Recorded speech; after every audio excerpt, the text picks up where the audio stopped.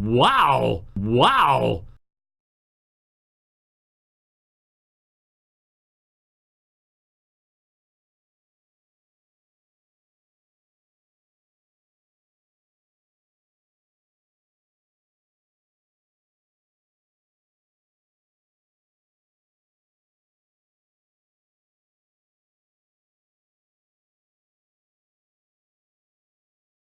We also know that Muhammad's top Quran reciter, one of his top Quran reciters, was a man by the name of Abdullah ibn Masud.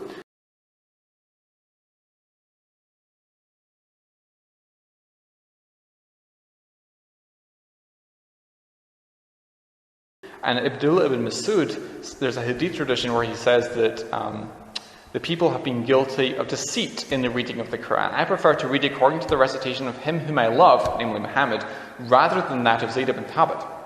So Zayd ibn Thabit was a scribe who worked with Uthman, and before that with Abu Bakr. So that suggests that the Quran has undergone revision. There's some weird stuff coming from this guy.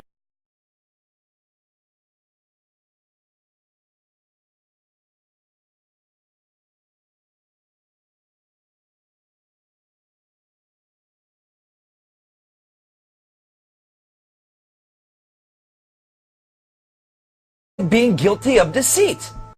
Now, I read Nabeel's posts on Quranic preservation preparation for this debate, and he cites this one narration from which he alludes that Ibn Mas'ud attached the Uthmanic Codex. He said, Ibn Mas'ud gave a sermon in Kufa and declared, the people have been guilty of deceit in the reading of the Quran. I like it better to read according to the recitation of him, referring to the Prophet Muhammad, whom I love more than that of Zayd bin Thabit. The reference that Nabeel gave was Ibn Sa'd, Kitab al-Tabaqat al-Kabir, Volume 2, page 444. So what's the problem? The problem is that this phrase does not exist in the original Arabic text. I went and I searched hard for this narration in Ibn Sa'd's book, Kitab al-Tabaqat. I found several narrations about Ibn Mas'ud talking about Zayd bin Thabit, which completely match this narration, except that this phrase, the people have been guilty of deceit in the reading of the Quran, is not there. Okay, that was the excellent Bassam Zawadi in July 2009, informing us of the non-existence of this narration, the narration that you have already seen. Qureshi is at your right-hand side of the screen, listening attentively to Zawadi's information. Have a look. Essentially, Nabeel Qureshi has been told the narration he used in his online article does not exist. Being guilty of deceit. You may be thinking, Nabeel Qureshi can only be guilty of willful deception if he uses the same non-existent narration in the future, i.e. after July 2009.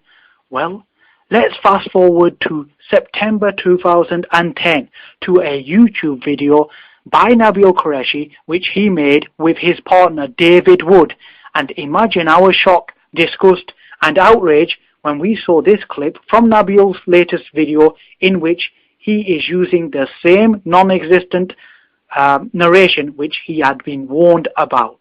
Wow! Wow! I wonder what Muhammad's top teacher of the Quran has to say about it. Let me pick up another one of these books at random. Here's one. The people have been guilty of deceit in the reading of the Quran. I like it better to read according to the recitation of him whom I love, more than that of Zayd ibn Thabit. Wow, according to that book you're holding, Muhammad's top teacher of the Quran is saying reading today's Quran is like being guilty of deceit. Wow! Wow! I wonder if any of these other like being guilty of deceit. So there you have it, folks. Nabeel Qureshi is still using the same narration and still using the same reference despite knowing it does not exist. This, my friends, is rank deception on the part of Nabeel Qureshi, and he knows it. Considering all the elements in the equation, I think it is high time to say, Nabeel Qureshi, you, sir, are a liar. And not only am I rebuking you here, I'm calling you to repentance. And I want to ask, why did you lie? Can you explain this? Is it due to your friends, that's David Wood's influence? Or is it simply a case of deception being within your nature. Being guilty of deceit.